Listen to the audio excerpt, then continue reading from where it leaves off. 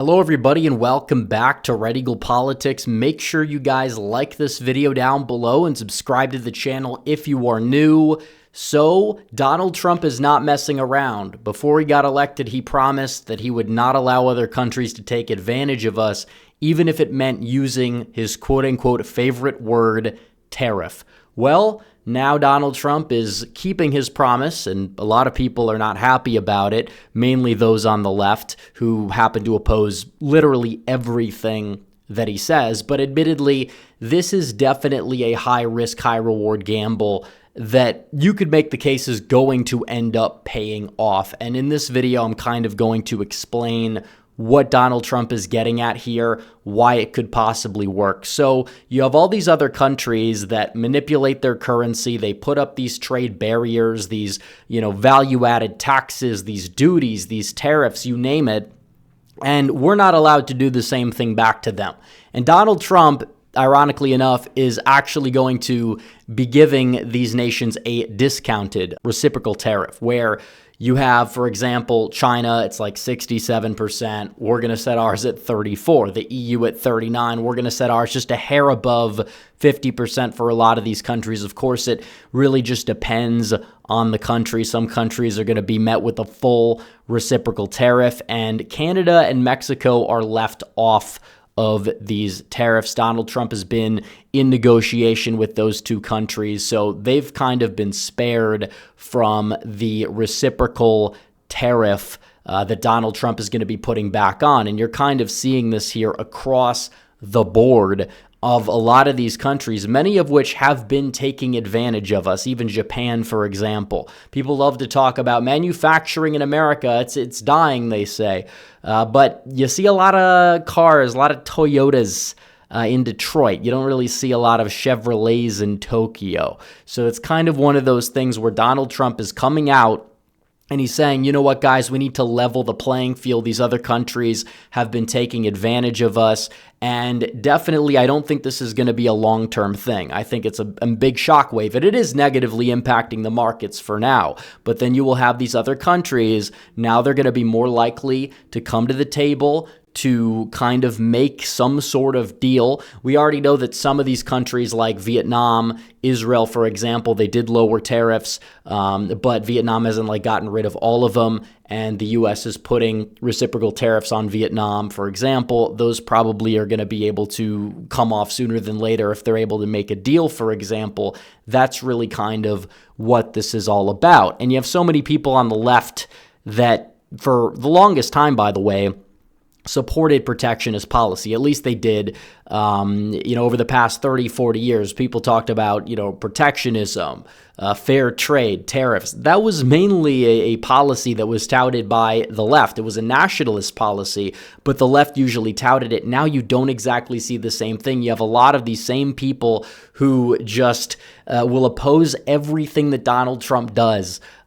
Just based on their own Trump derangement syndrome. They're unable to kind of see why this is kind of popular. Donald Trump went to the working class areas of Michigan, Pennsylvania, Wisconsin. He talked about this as a policy, and he gained support in part because of it, because a lot of these people, their way of life has just gone down the drain because of this free trade, that a lot of them are willing to put up with some short-term, prices that are going to increase on certain foreign goods in exchange for the long-term benefit. It's like tanking, economic tanking in a way. You tank for a draft pick, you tank for more jobs, you pay a little bit of a higher price. It's not going to be anywhere near the Biden level of inflation, and we've seen this. We've seen studies that have been conducted, this one back in February, saying that Trump's tariffs could amount to an effective $830 annual tax on the average U.S. household,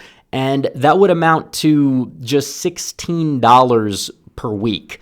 And that's from a source that is anti-tariff, mind you. When I asked Grok to calculate the inflation that would be caused by the recent round of Liberation Day tariffs, we got a lower number than that, actually, and they would cost the average person about $45 per month, which, again, that is an increase. But you talk about the long-term gains and what Donald Trump is trying to do here with these tariffs. He's trying to protect our industry, generate revenue, and add leverage for negotiation. And we will see what happens. Definitely, it is a across-the-board reciprocal tariff. It is something that is sending a shockwave into the markets because they don't know what's going to happen. A lot of people are selling. The stock market's going down, at least for now. We understand that. But still, the main reason why Trump is doing this is not for the short term. It's for the long term. He understands a lot of Americans already feel like the economy is not doing too well. And in the long run, you talk about manufacturing growing domestically and getting these companies to invest more in America, have more jobs here, make more goods here that we can be making, and have more jobs. That's the main goal that Donald Trump has, and that's exactly what he is trying to do. Meanwhile, the Democrats are the ones that are really just, I guess you would say, feigning a lot of outrage about this, but they also want to let the middle class tax cuts expire. They really do. When you talk about expanding the Tax Cuts Jobs Act, these are the people that were booing during the State of the Union. These are also the same people that want to severely jack up corporate taxes. And they claim, no, you're not going to see a lot of prices go up if you do that. But according to, something that Trump wants to do, Trump wants to enact tariffs. Now they suddenly care about prices. The same people that oversaw the worst inflation we've seen in decades over the past 4 years are trying to lecture Donald Trump and the Republicans over a possible, short-term increase of the cost of certain goods, which will also incentivize more people to have their production in America. And it already has worked to an extent. You have a lot of companies already that have come out. General Motors is expanding production at their Indiana plant thanks to Donald Trump's tariffs. And you have other companies that are saying that they want to move from Canada to the U.S. because of these tariff threats. You have a lot of companies in general that just want to move their production directly into the United States, which is going to cause more investment in communities. It's going to cause more jobs to come into this country. And that is a major, major benefit that possibly could pay off from these reciprocal tariffs. It's definitely something that is, in many people's eyes, a gamble. Some people on the right don't even like tariffs. In fact, it's true. Tariffs were that left-wing, working-class appeal policy that a lot of Democrats had and they supported back in the day. And people want to say that, oh, well, the people that voted for Trump are going to be screwed. They understand how the process works. They understand that they might have to pay more for certain goods in the short term. It's not like they haven't seen rapid inflation anyways over the previous 4 years during the last administration. But right now you're seeing this where even Jared Golden, who's from Maine and is from a district that voted for Donald Trump by around 8 or 9 points or so, and this is a seat that's possibly a target for the Republicans to pick up if Golden really runs for re-election, which it seems like as of now he might do. There's been talks he's going to go for governor. He's not going to go for the Senate seat. But regardless, he understands that it's a popular policy because usually if you're in a swing district, you would campaign against the president's most unpopular policy. But instead, you have Jared Golden coming out and saying that I'm pleased that the president is building his agenda on the foundation of universal tariffs. That is something that's huge. And of course, you have a lot of very angry liberals in the replies that are saying, primary this guy out. It's like, please do, by the way, please do. Would be the easiest flip in the world. But regardless, what we do know is that Golden understands his district. This kind of stuff is why Donald Trump is popular. And it's a negotiation tactic. That's largely what these tariffs have been. In Donald Trump's first presidency, you saw a lot of return on investment. You saw this. You saw steel jobs go up. You saw aluminum jobs go up. In 2019, when you had these tariffs on and people said it was the end of the world and the stock market was tanking, of course, you didn't have them as broadly applied, but what you did see was a return on investment. And of course, it's technically true that consumers did pay a little bit more. But regardless, it's like you're paying like what? An extra few dozen dollars per month in exchange for long-term potential gain. And if they don't work and there's severe consequences and these estimates are underestimating any economic turmoil, then you will see the experiment would not be a success. But I don't believe that's going to happen, especially as Donald Trump is using them to get a lot of countries to come to the table and say, yeah, you know what, we're going to stop taking advantage of you. We'll listen to your concerns. We'll go from there. And if they do, then it's going to be a success from Donald Trump. And at that point, the past 100 years of the economic status quo will just be turned on its head. And you kind of saw that during Trump's first term when he enacted tariffs. Definitely, they were not as broadly applied. They were more selective. And I think the end game will be selective tariffs across the board, depending on certain industries. But what we do know is a lot of these so-called allies of ours have been taking advantage of us. And, Donald Trump doesn't blame these other countries.